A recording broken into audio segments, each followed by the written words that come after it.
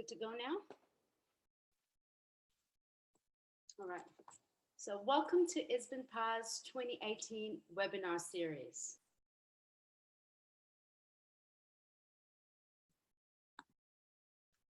The International Society of Behavioral Nutrition and Physical Activity stands as the leading global voice in the behavioral nutrition and physical activity science.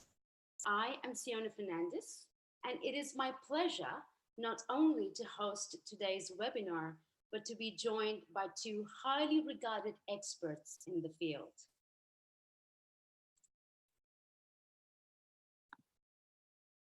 A bit of housekeeping before we commence. The webinar strongly encourages open dialogue and inquiry with our experts, for which we have allocated 20 minutes. We're using the Zoom platform today, and all participants are muted by default. To partake in discussion, we suggest that you write your questions in the Q&A box as soon as you have them, or you could use the raise your hand function during the discussion to interact verbally with the panelists. Feel free to ask questions along the way, but remember that we will ask them only after the presentations.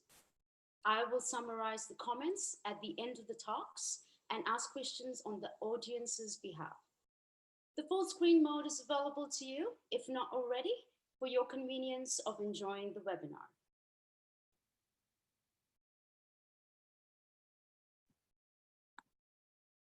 Research students often report feeling overwhelmed during their PhD, finding it difficult to meet expectations and an increasing and stressful workload, which over time may lead to PhD students experiencing burnout. There is also the difficulty of managing their professional journey with one's personal hobbies, daily tasks, family, and social life.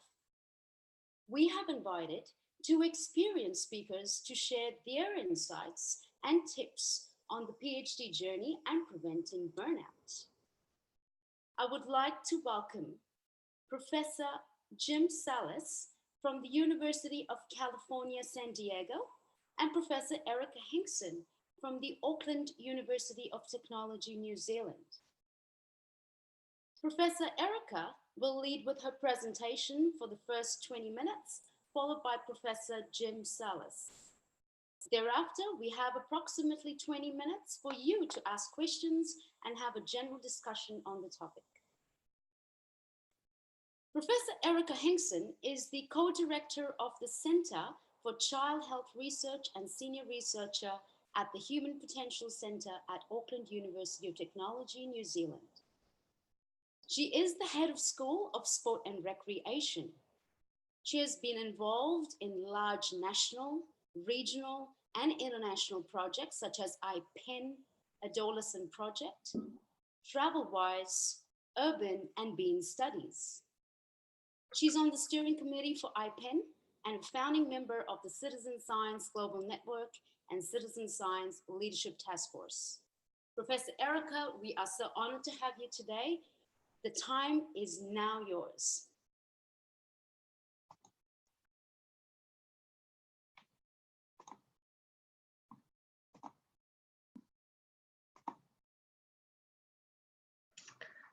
Thank you, Siona. Can you see my screen all right?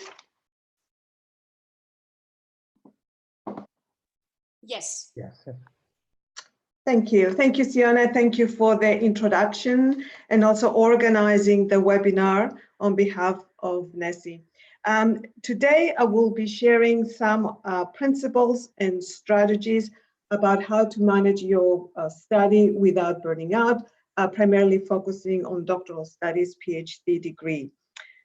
These principles and strategies are a compilation over the years from my experiences as a result of the different roles that I have been involved in.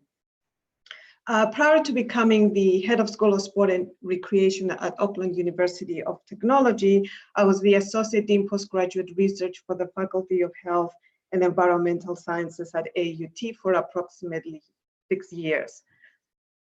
During that time, I was faced with student issues, simply the students would come to me if they had issues that were not able to resolve at the lower level. So I was dealing with some complex issues during that time. So I have a lot of experiences, from that time in that role.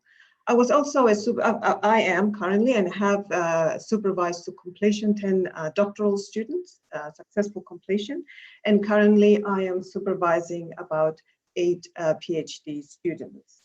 Also, I bring experiences from my personal experiences as a student, a PhD student many years ago. So today, think of these strategies as a toolbox with different tools to be used when needed. You may not need them all. You may need some, or some of them might not be relevant to you, or you would perhaps not agree with some of the things that I'm talking about today. That's fine, whatever it is. Take what you need from this presentation. So let's begin. Okay, so the journey. Let's look at the journey first and the milestone. When you undertake a doctoral study, your PhD study, there's several different stages. Obviously, you have to be admitted to the program and enroll. You might be asked to support progress reports. A huge milestone is the confirmation of candidature. You also need to deal with ethics applications and responding to the ethics committee, frequent meetings with your supervisors, data collection, data analysis, chapter write-up, submission for examination. Again, that is another big milestone. For most universities, they also ask for oral examination and oral defense of the PhD, another big milestone. And from that, revision, submission, and graduation, another big milestone. And along the way, completing manuscripts or towards the end. So that's the journey. We plan for the journey, and usually we have in our proposals, we have a timeline with a plan of how things will progress, but at the bottom figure there, that's actually the reality. Even though we have a nice program, as we've discussed with our supervisors, at the end of the day, the journey is better represented in the bottom figure right there. There will be highlights and lowlights. There might be slow progress or fast progress. There might be challenges and successes. So at the end of the day, what I want you to take from this today is that the journey will not be straight sailing.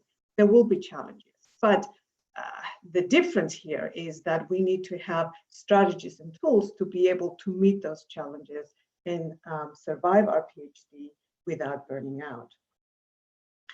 In one of my trips, this is a banner in one of the airports in New Zealand that said, in a culture of possibility, success never looks like a straight line. So I thought it was very relevant for our webinar today, and it is something that people understand out there. Don't expect to be a straight line. There will always be challenges, but how do we meet those challenges? So the first thing I would like you to think about is your why. Why are you involved with this PhD? What is it that drives you for this PhD? So you need to figure out what that why is. There is a very nice presentation by Simon Sinek. It is on YouTube. He's an expert in leadership and also personal leadership, and explains very nicely how to create that why, that driver to help you get through some difficult times. Now, why do we need to have a why? There are many external factors that could influence our progress and also internal factors. For example, let's say you've designed a wonderful study, you're ready to start data collection, but none of the participants show up. Well, that's kind of a disaster, but we need to have the tools to be able to meet those challenges. By the way, these are real examples from students that I have seen in the past. Another example is samples have been accidentally thrown out. Again, who throws out samples, but that has happened in the past. It takes a long time for committee to make a decision. And again, it could be the confirmation of candidature committee, the ethics committee, or whatever it is. And, you know, sometimes there is frustration, there is impatience, etc. Another example, again, this has happened, believe it or not, many times, where the laptop has malfunctioned and there has been a loss of data. Or another example, more recently, a student has gone overseas to collect data, put all the data on an external hard drive, and the backpack with the external hard drive were stolen and the data was lost. There could be also internal factors like a motivation, personal leadership, organization, managing external input. So in times like this, it's very important to have a why. So today I would like to cover my 7 principles that I think are important to work through to manage your study without burning out. So I will go through these principles and provide some examples. I will talk about focus, that's one of them, urgency, initiative, competence, communication, interdependence, and finish with resilience. So let's start with the first principle, which is focus. And I want you to kind of ask the 6 question of yourselves when it comes to that. What is your why? As we said earlier, it's very important to have a why. You have that driver to help you through difficult times. An unclouded vision of what is ahead. What are your priorities? Your family, your study, your health, whatever it is. You need to identify what those priorities are and focus on the priorities. You need to make time for all those things. How effective then are you in the things that you do? Effectiveness is in direct proportion to the focus one applies. How adaptable are you? I think that's really important to be able to adapt readily to varied demands, novel situations, and crises. Are you able to identify the things that matter? How well are you spending your time on things that matter? Ask yourselves those questions, and the answer to those questions will help you with that focus. So the first activity I would like you to do, not necessarily at this time, after this presentation, is to think about your why. What is it? And watch that YouTube video from Simon Sinek to help you with that activity. The second principle is urgency. I'm not talking about running around doing things without thinking, not the haze, but purposeful action. Deliberate, thoughtful, diligent, but timely.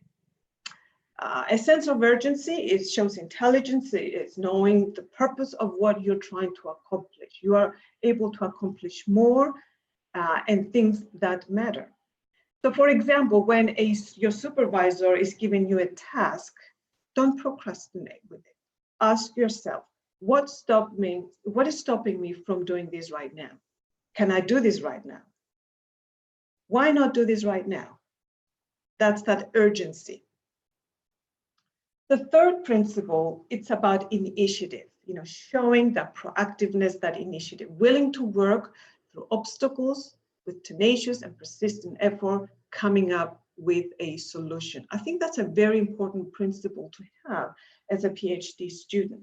Also, you need to have clarity. Be clear what is expected of you. And if you're not clear, ask. Because if you're clear, you'll be able to do more things, what you need to do. And also be useful to your supervisors. Act on your knowledge and experience. Do the extra mile. Read the readings that you're asked to, or go beyond the readings perhaps, or bring more new information to the team. Do that extra mile.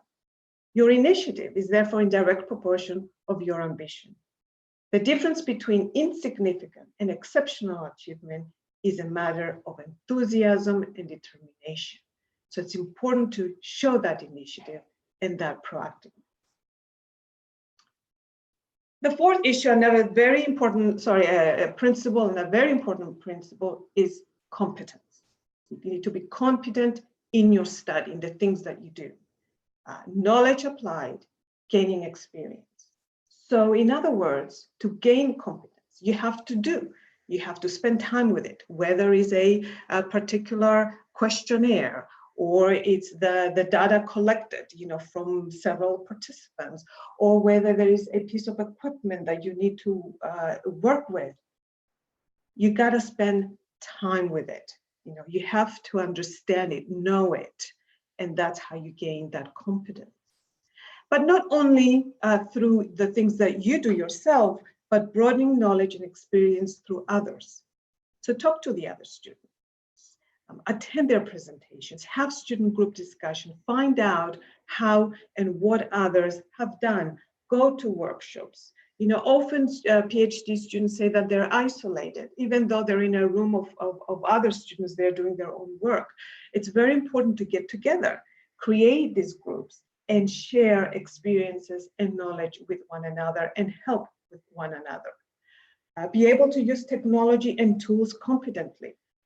Spend time with the use of equipment, try different things, test the machines. Again, spend the time, go in on the weekends, do what's needed so you can understand and have that knowledge. And of course, we know that power comes from knowing your work. Another very important principle, and from my experience, I think it's one of the most important principles, it's communication. It is the single most important thing to resolve a crisis or prevent a crisis from happening. Often in the past, when I've dealt with issues with supervisions or with students and supervisors or students dealing with certain issues, it came down to communication or lack of it. So for example, if there is inactivity from either the student or the supervisor and there's no communication about it or not meeting the deadlines, often the challenges arise. Be able to tolerate differences and respectfully communicate your view with your with whoever you are communicating with, particularly with your supervisor. If your supervisor comes with a particular feedback that you don't agree, don't stay silent and not respond to the feedback. It is important to let your supervisor know that perhaps you disagree with this particular feedback, and these are the reasons why. It's very important to have that communication, and let me tell you, the supervisors will appreciate this. What is not spoken is often more important than what is said, and I put that there because sometimes students may withdraw and not necessarily communicate with their supervisors about the things that they're thinking, and so it's important to understand that and also make the decision that it's important to communicate with my supervisor if I'm not agreeing with what they're saying. Another important communication sort of advice here is don't judge body language, tone of voice, facial expressions, and gestures because different cultures have different ideologies. They interpret things differently. So it's important to ask or explain if it's you that done a particular gesture. The reason I'm saying this is because perhaps the supervisor may have gestured in some way or expressed themselves in some way that the student from a different culture has taken it the wrong way, and instead of festering and not necessarily dealing with that, it is very important to go to your supervisor and say, hey, when you did this, this is how I felt. Is this what you meant? So important to communicate that. Listening is very important, of course. We're here to learn. As PhD students, we're here to learn, so listening is very important. And also when it comes to challenges and issues faced, it is important to think about the relationship. Our supervisors will be our colleagues once we're finished, so it's very important to think about that relationship as well when we're dealing with challenges. Another very important principle is interdependence. In times of crisis or issue, help your fellow student. I talked about earlier about students being isolated and not necessarily interacting with one another. It's very important to do. It's very important to interact, to be in groups, to help one another. Knowledge is power, but it's also, this knowledge should be shared. Learning together, solving problems together. That's very important. We'll be able to do more if we're able to solve problems together.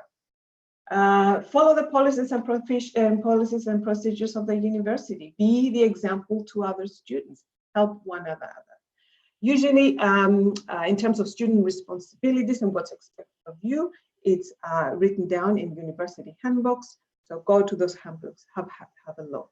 Ask for help, very wise, and also be known for your reliability, dependability, trustworthiness, and supportiveness. Help one another. The last principle that I would like to cover today is resilience.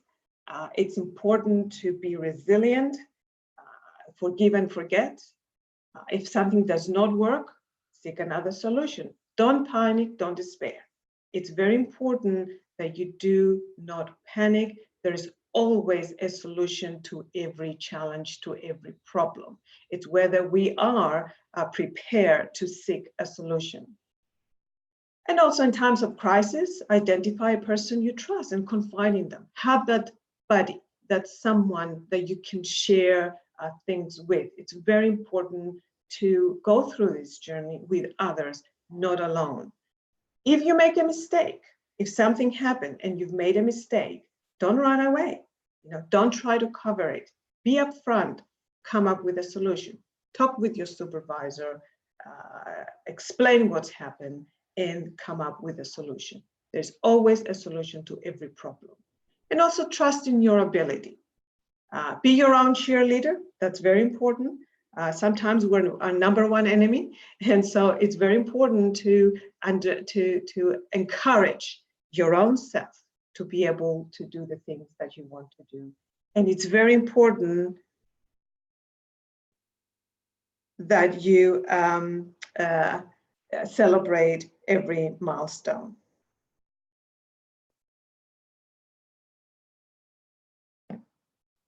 Okay, so what's stopping us from following these 7 principles? David Kekich, who is an expert in longevity, has said that anxiety is caused by a lack of control, organization, and action. So what I would like to do in the next few minutes is to share with you some strategies around reducing that anxiety so we can follow those 7 principles. Okay, here they are. Too many distractions, ineffective personal organizational skills, no planning, mind occupied with stuff instead of being creative, cluttered mind, no time to really think, not being present.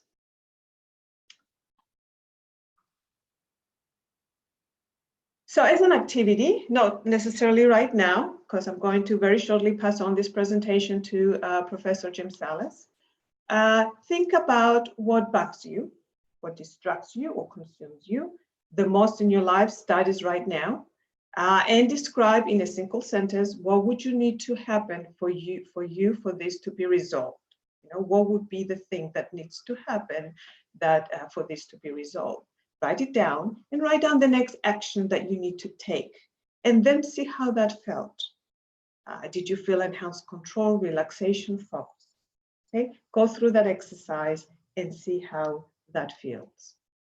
So when it comes to getting control of your student life, I've based this on a book called Getting Things Done by David Allen. And he talks about capturing things that happen in our lives, processing them, organizing them, then reviewing, having that big picture, and also doing. So very briefly, I'm just going to cover these. So when we talk about capturing, it's around, and something that I've used as well in my professional life and through my PhD, is investing time to capture what is incomplete. Everything, whether it's important or not important. things from emails, meetings, supervisors, opportunities, reading articles, etc., etc. The reason for this is that once you've captured it, your mind would not be cluttered with all these low-level things. You know, it will be captured somewhere, and then you can do something about that information. So in terms of process, let me give you an example. Let's talk about email. Let's say you receive a lot of emails. What are you going to do with this? You know, so let's say you have a particular email. Here's a process. And it could be with other things as well. But right now, I'm just going to use the email as an example. So what is this thing that has arrived in my inbox? Is it actionable? If the answer is no, okay, where does it go? It can go to trash, maybe someday folder, or you keep it there as a reference. Okay. If it's actionable, if the answer is yes, okay, so what's the next action? Can you do it in the next couple of minutes? Do you have time? If you do, do it. If you don't, make it as a project. Mark it in your calendar with actions. And so then there is the place for that to be done and it's not lost. So that's an example. In terms of organization, actionable stuff need Outlook or equivalent system. You book it in the diary, set reminders, identify actions. It's just finding ways to organize that. And you can organize your environment in terms of folders, stickies, pens, trays, clear space, whatever it is that you need to be able to function.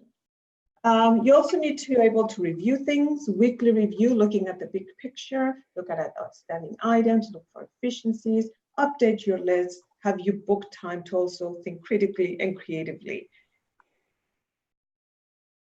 Doing is very important. How do you choose to do something?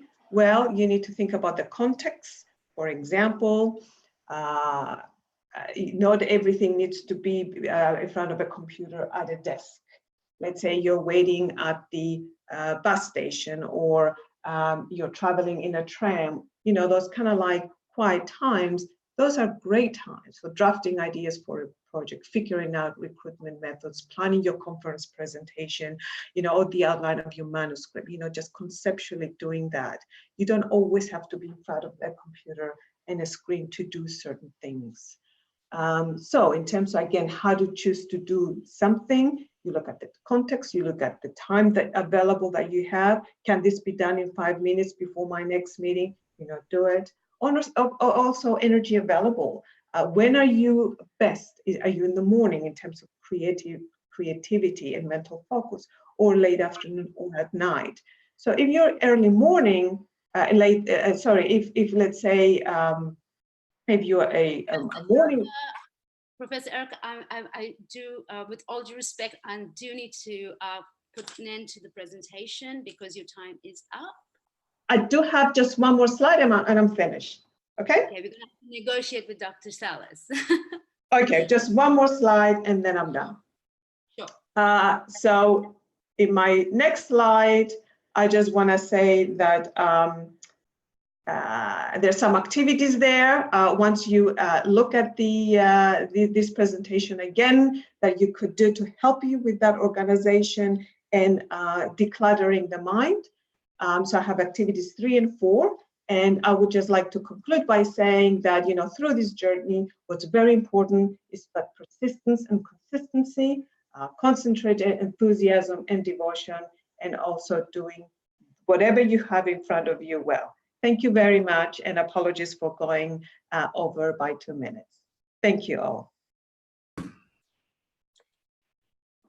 Thank you, Professor Erica. I totally, totally resonate with every single milestone that you have taken us through in regards to how we should be looking at the practical nature of our PhD journey. Some very interesting nuggets, particularly initiative. I think it reminds me of Rabindranath Tagore's saying that you can't cross the sea merely by standing and staring at the water. So thank you for sharing those insightful practical nuggets for us. Our next speaker is Dr. Jim Sallis from the University of California, San Diego, and he is also a professorial fellow at the Australian Catholic University in Melbourne. And as I understand, today he is joining us from Melbourne. So very good morning to you, Dr. Sallis. Dr. Sallis co-leads IPEN, which coordinates international studies with over 20 countries. Dr. Sallis is past president of Society of Behavioral Medicine and member of the National Academy of Medicine. He has authored 700 scientific publications and is one of the world's most cited authors. We are so honored to have you today, Dr. Sallis. So with no further ado, Professor Sallis, this time is now yours. Okay, thank you, Siona. I assume you can see my my screen. We sure can, Doctor. Okay, all right, then I will push ahead. And I think my presentation might be somewhat complementary to Erica's, because I'm focusing more on the journey after PhD, although I think part of most of what I say might be relevant to PhD students as well. So, okay. So what are the goals here? I want to think that we should first acknowledge burnout as a challenge that's worthy of attention. And what I'm telling you is my personal perspective. It's not based on any particular expertise in burnout, career burnout, except my own journey. I'm trying to focus on simple principles and strategies, mainly because I don't know the literature on burnout, so I don't know evidence-based strategies. Maybe that would have been a good thing for me to get familiar with over the years. Also, I don't know anyone who feels they have fully solved the problem of preventing burnout or work-life balance or having a complete comfort level with their career. And I'll end with how my priorities and attempted solutions have changed over the years and what I've learned over the years. So what this little cartoon means to me is that stress, especially in a career, is inevitable, but burnout is not. So we want to stop before we fall off the cliff. All right. Research is hard, but it is also rewarding. Wherever you are in your career, you've run across experience of research being stressful. It's really hard to get grants. You get criticism constantly about your ideas, your papers, your grants. There are very many deadlines that we have to deal with. Multitasking is required and will not go away. And our gratification is severely delayed. It takes years to go from great idea to actually doing the study to getting a paper published. It's kind of ridiculous in some ways how long the gratification is delayed. So if we're going to survive that inherent stress, I think it's important to do two things. One is to enjoy the process. And one of the things to enjoy is that by doing this work, we get to be around smart and inspiring students, staff, and colleagues. This is something that you should not take for granted. We have opportunities for travel, and that for those early in your career, that will happen more and more. And so that's something that many people don't get to enjoy. Research is a creative process, and I think we need to emphasize that part of it more. Certainly research, all research begins with ideas. So creativity is a essential ingredient. Writing is a creative process. Mentoring is a creative process. So if you look at it from that point of view, it becomes more enjoyable. And then one of the things that Erica mentioned was enjoy the key moments. So savor each delayed reward when you get good news on a grant, or when you get a paper accepted, or when that paper comes out, or when your student graduates. Really make a point of focusing and being mindful of those. Second strategy for me is to focus on the bigger picture. We can get lost in the details of doing a study, or how tedious it is to read so many papers and try to make sense of them. But really, why are we doing all these things? To make people healthier and create a better world. So that should be very motivating. If that's not motivating, you're probably in the wrong profession. Contributions to science are long-lasting and world-impacting. You may not see them in the short run. You may not ever know all the impact that your work has, but the papers you publish will be around in the journals and accessible for many years, and will hopefully continue to be used. So take some pleasure in that. ISBNPA, and also I know there's some ISPAH members on the call, are making a difference in some of the world's most critical health challenges. So we are busy solving really big problems. So for me, this bigger picture has become a mission.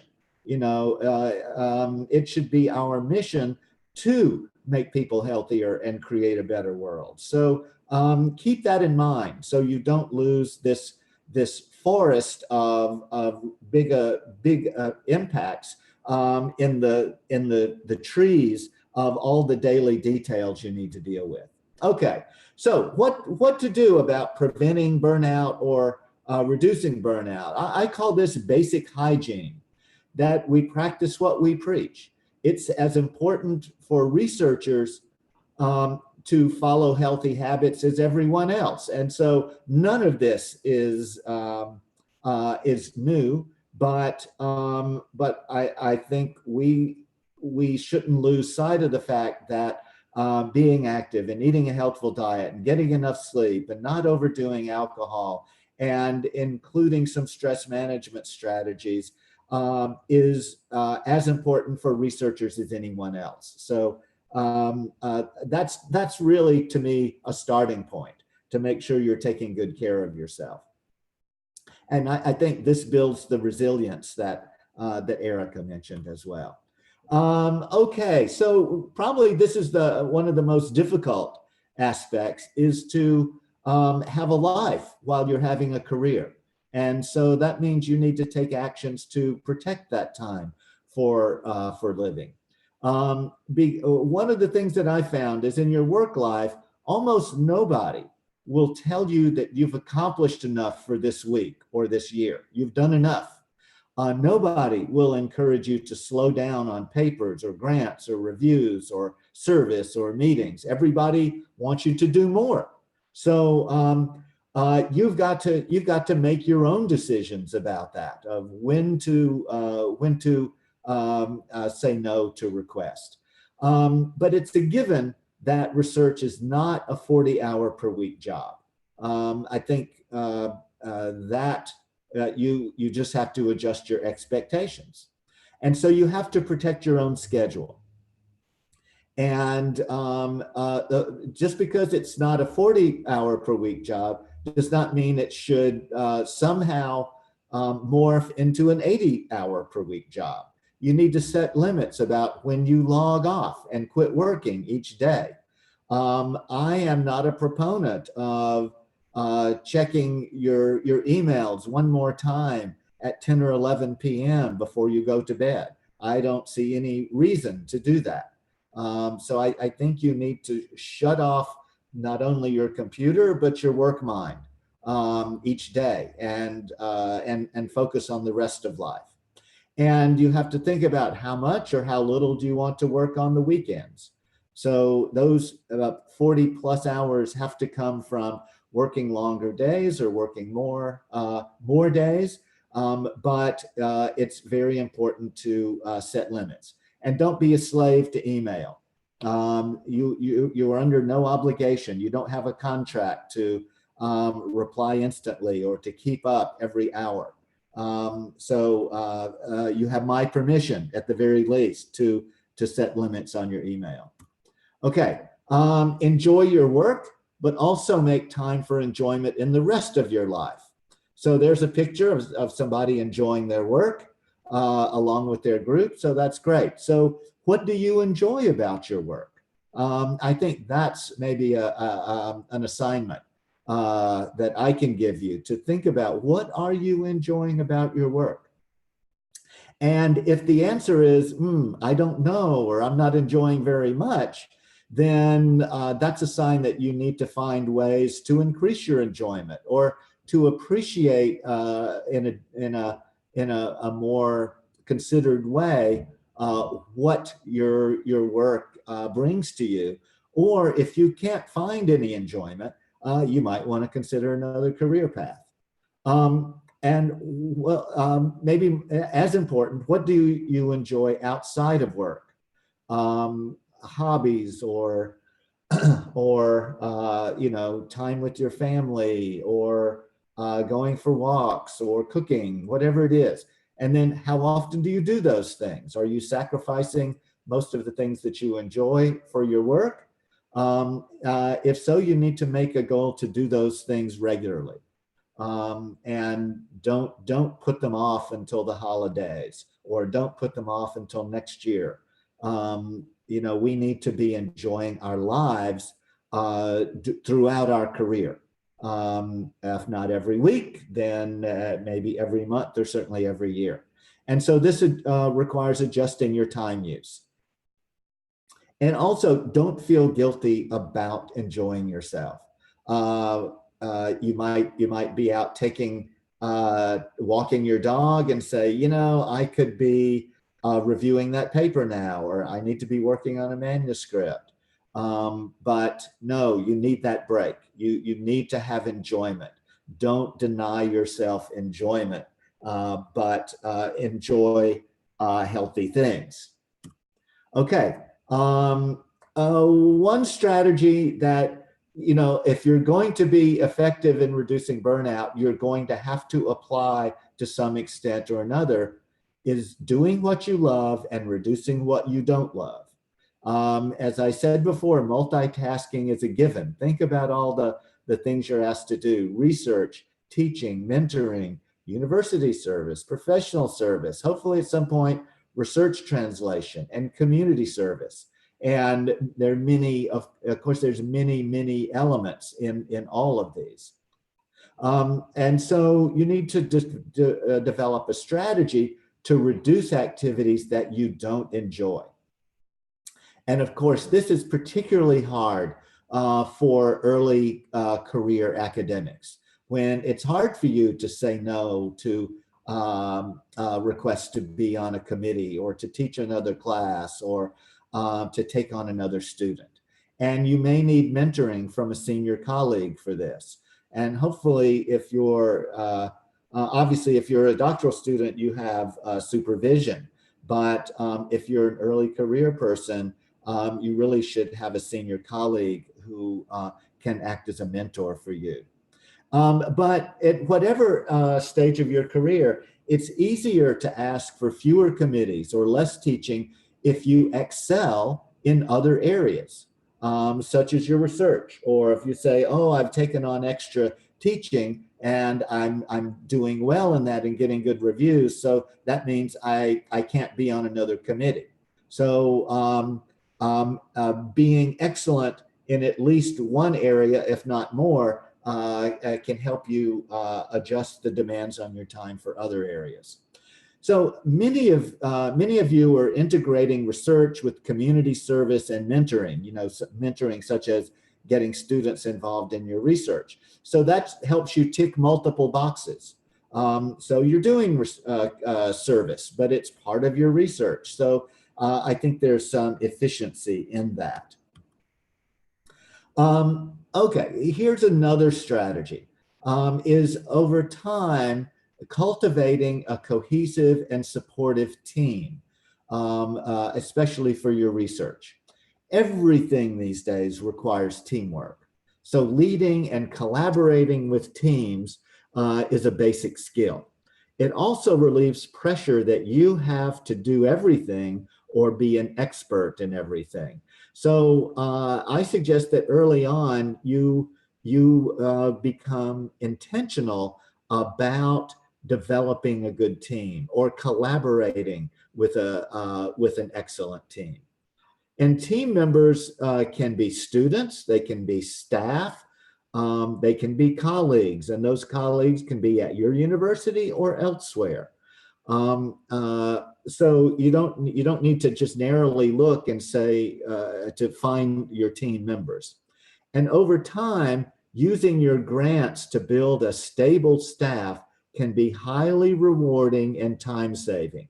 And so the team becomes your support system. They become your friends. They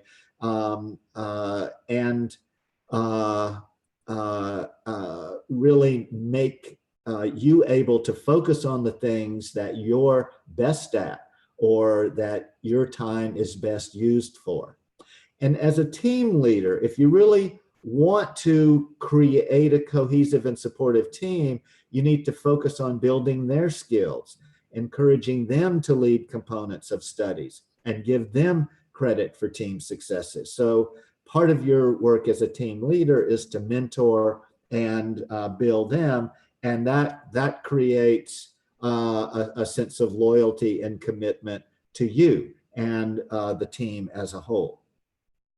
Okay, I'm getting near the end now, so we should have plenty of time for discussion.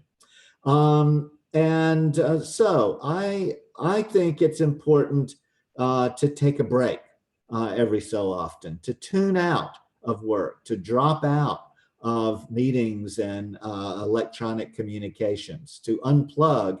And all of this helps you as a person recharge.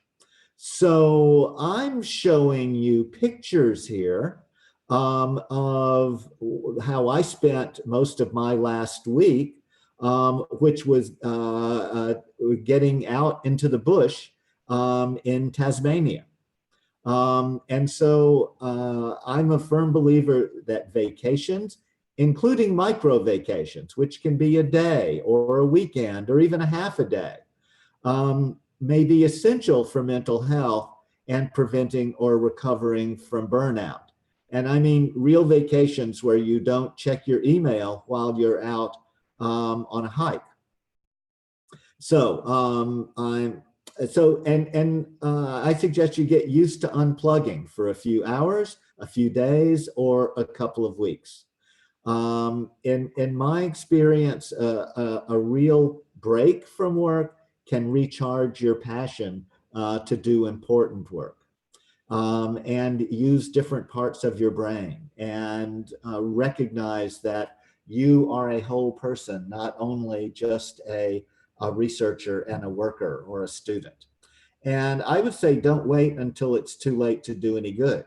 Even if you're a graduate student and you feel like you're under a lot of pressure, you have time deadlines, still you need to take those breaks on the weekend, or even just go into a park in the afternoon or on a lunch break and tune out, drop out, and unplug so that you can recharge.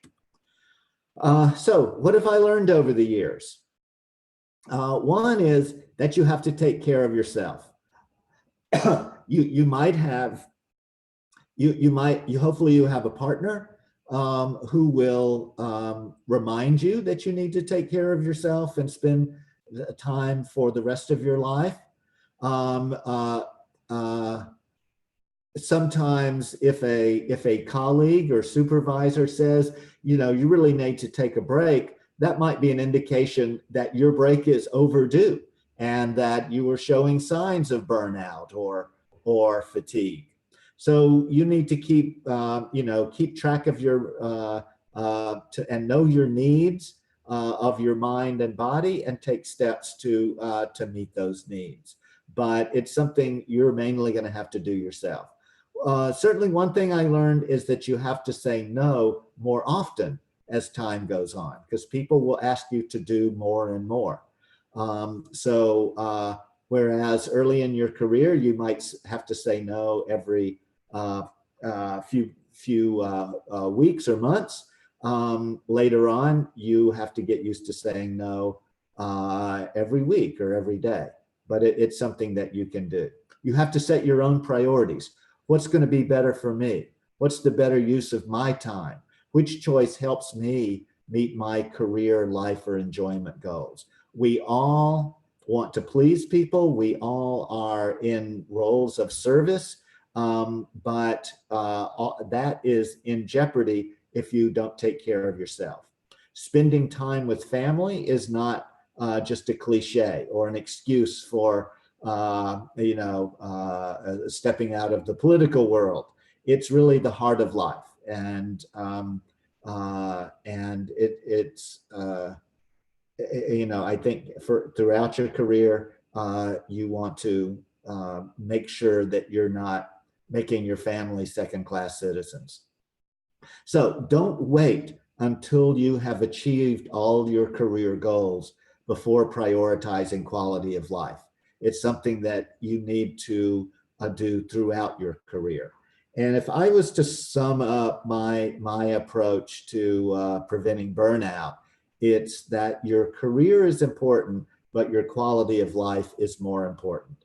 So if you need to take a vacation and it means that you have to skip submitting a grant or you have to delay getting a paper out, then that's probably worth doing. So that's all from me. So I'm going to turn it back over to you, Siona. Yeah, thank you, Dr. Sallis. I think that was very insightful in terms of making us a little bit aware of what are the realities of running a day being a PhD student, particularly the phrase that you used there, your career is more important, but your career is important, but your quality of life is more important. I guess it comes down to what Jim Rohn used to say, either you run the day or the day runs you, which I guess in a PhD student's life can be quite the reality. So we will open the screen now for some discussions and this time that we have left. Our first question actually comes from Stephanie Stockwell, and she's addressed this to all the panelists and attendees. I'm wondering if Erica can hear me? Yes, I can hear you. Excellent. So she says, currently all advice has been very pressured. Go to all seminars, go to extra events, help other people, go in on the weekend. So this to us is what we fight with every day and just makes us feel like we are inadequate and should be doing all these things leading to burnout. So what can we do to avoid this? Yes, first of all, I think it's important to understand that the supervisors, it's their responsibility to make the students aware that there are workshops, there are events, for them to be present at. So it's their responsibility to make the student aware. It doesn't mean that the student should go to all the workshops, to all the presentations, to all the events that are happening within the school department or university. And it's about, again, going through those 7 principles again, and I can see several of them apply to this particular situation. First of all, it's about kind of stepping back, not panicking, and kind of taking control, right? So going back to the why am I doing this? What is my focus? If, let's say, I'm asked to go into into the university on the weekend for this particular workshop, which is free, that I could or not take. If, let's say, you have already organized events with your family and your family is a priority, then the answer is clear. And it's not about feeling guilty, but it's about taking control of your week, of your day, of your life. Interdependence, that comes in. Let's say there is a very important workshop, but you've committed to family time. Share it with other students. Say to your peers, why don't you go to these 3 and then I'll go to these 3. Also, communication with your supervisor. If you communicate to your supervisor that, hey, you're asking me to do all these things, but there's only so much time in my day. Can we please identify what do you think is the most important thing for me to attend? So it's about not panicking and taking control back. And the reality is going through those principles will help, with that decision making. It's about taking control back. And I really like what Professor Jim Sallis has said around that, also taking that break, that unplugging, reducing that panic and anxiety. Thank you. Thanks, Erica. Dr. Salas, would you like to comment on that as well? This the comment about, well, you're giving us a lot of advice. That's a lot of things to do. And I guess I would say that this is a menu of strategies. And I don't think it means you need to do all of them all the time. I think these are ideas and strategies that some of them might help you at some times, and some of them you might need at other times. So that's the way I would look at it, not to feel pressured. Oh, I can't do all of these things. I can't think of all of this all at once. That's okay. But I see there's been some requests to, oh, it'd be nice to have the slides. And I think that would be helpful as a reminder, if you're feeling, okay, I'm kind of under a lot of stress, I need some ideas about how to manage things, then you can go back and then something may resonate that didn't strike you before. Thank you. Both of you have mentioned at some point in your talk that the role of the supervisor indirectly or directly plays some sort of a role in burnout. So I guess on that note, should supervisors be monitoring burnout of their students? Would you like to comment on that? Either or both, Jim and Dr. Erica? Yes, absolutely. I think, as supervisors, we do care about our health and well-being of our students and their mental health. So definitely doing supervisory meetings, that should be an item on the agenda. So it should be an agenda item to discuss how the student is feeling, or is that what you're trying to say, Dr. Erica? Yes, absolutely. That there will always needs to be kind of check-in. How's it going? How are you handling this workload? Do you need any other support? What can I do to help you? Or the other student, the peer students, or the second supervisor, whatever it is. What other support do you need? Is there something happening personally that you would need some time off? All those things need to be discussed, I think, at every supervisory meeting. Thank you. Yeah, I would generally agree with that. With my students, I would tend to set goals for the next couple of weeks, and I say, okay, on this project or this paper or whatever, what's realistic for you to do, and what other things are you going to be struggling with in this time, and so try to help them make realistic goals, and not to put too much stress, or if it seems like they're having difficulty managing all the demands being placed on them, well, let's talk about that. And is it an issue with managing your time effectively, or is it an issue of there's just too much on your plate to do, and we need to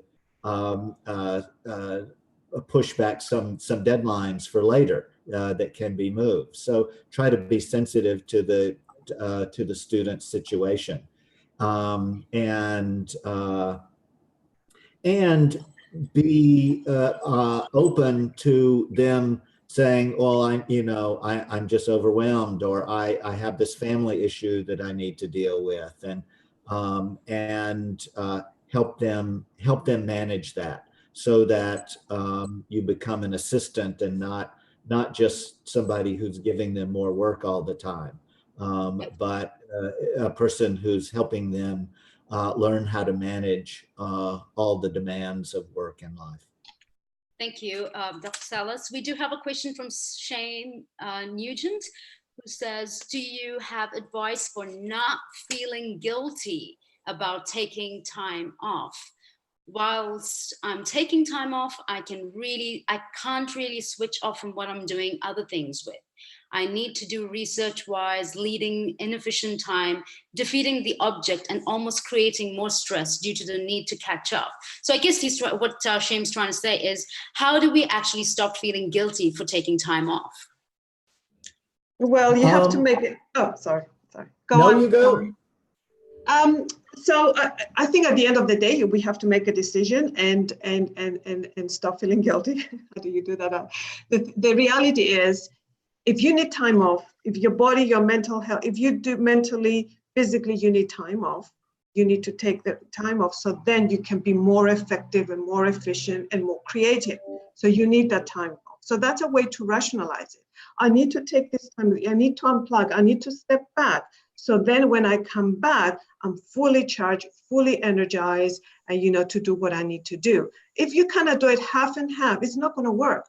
You either unplug and take the time for rest and relaxation, or don't. You have to completely unplug, take the time, get away. Maybe if you're still around, too close to work, to a computer, maybe that's what the problem is. Maybe you need to go on a hike or a walk somewhere away so you can truly unplug and have that break. Thank you, Erica. Our next question is... sorry, Siona, perhaps Professor Sallis might want to also contribute? Maybe just a couple of ideas. One is, yes, I think this kind of reframing, as Erica was just talking about, is important, and look at it not as shirking work or wasting time, but taking break is a way for you to work more efficiently and probably work more enjoyably. So you don't feel like you're,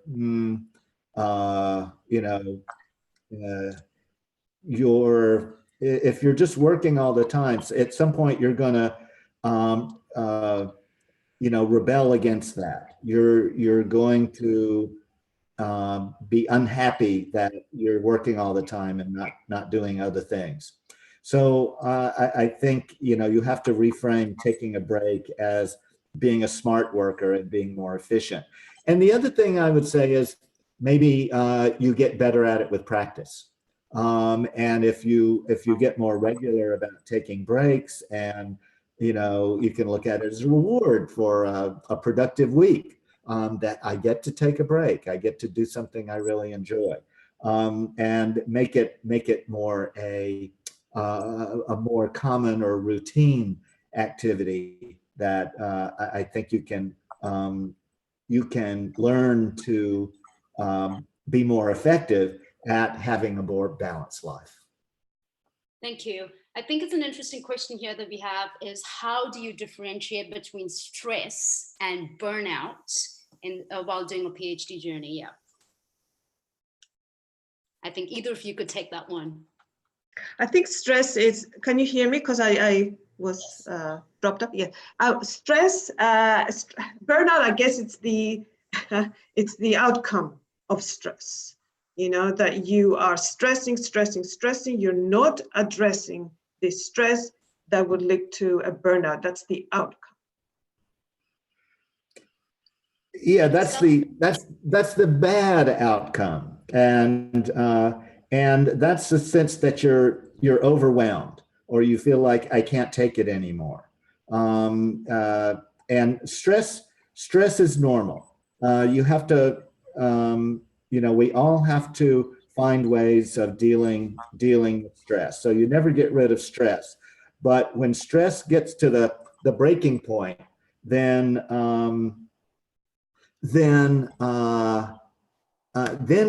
you know, I think we're in trouble. I'm gonna share my screen again, if I can, because I want to go back to my title slide.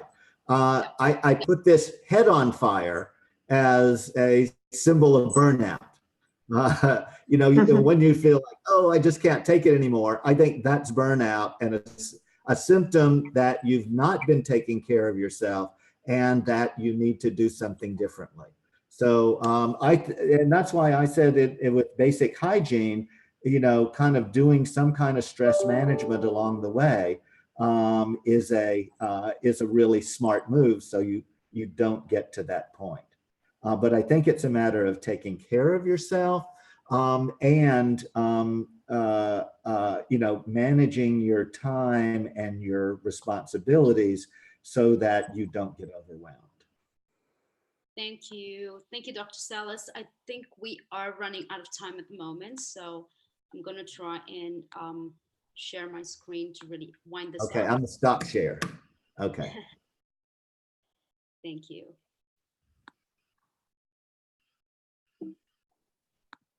Okay, so just before we finish up, this is a reminder that the ISBNPA 2019 annual meet is happening in Prague next year from the 4th of 7th to the 7th of June.